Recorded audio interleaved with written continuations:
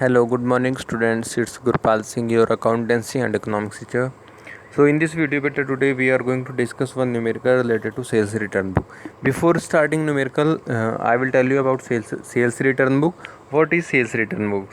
So see students, sales return book is a book in which the goods we have sold on credits subsequently returned by the customers for some solid reasons are recorded in sales book. Okay, so all the entries which are related to sales return means once firm sell the product and after that customer return some items due to some solid reasons, so for meanwhile that entries we have to record in the sales return book. The format of sales return book is similar as purchase book, sales book as it. Okay, so the other name of this sales return book is return inward. So don't confuse if in the question question is saying prepare return inward book, so you have to prepare sales return book. Okay, so see on the next slide, what is the main purpose of preparing sales return book?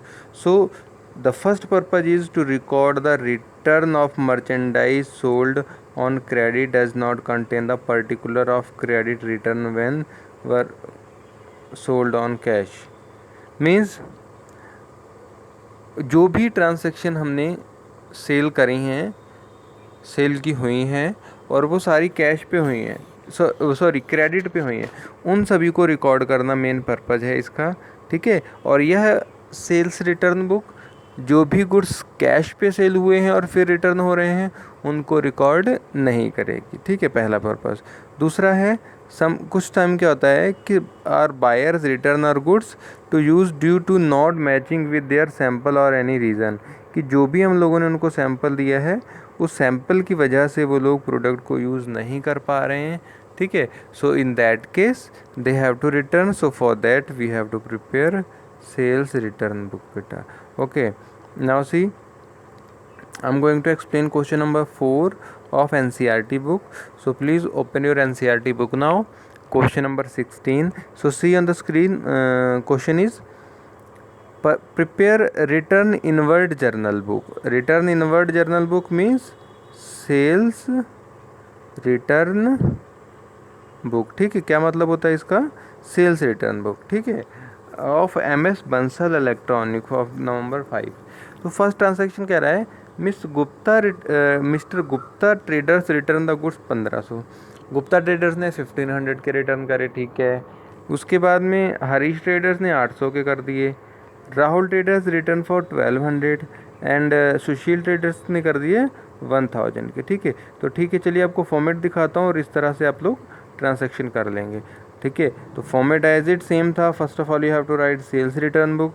First one column is of date, then credit number, then name of customer, account to be credited. देखिए sales book में क्या था, account to be debited था. अब यहाँ पे क्या हो जाएगा, account to be credited. Okay, ledger value and then after that amount. Right, now put the date 2005 year November 4.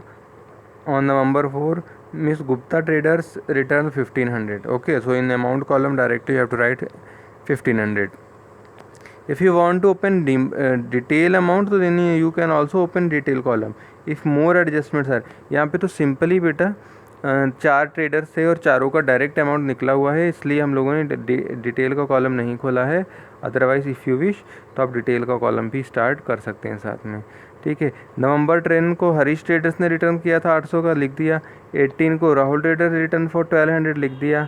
28 को सुशील ट्रेडर रिटर्न फॉर 1000 लिख दिया. अब इसका सम कर लेंगे 4500.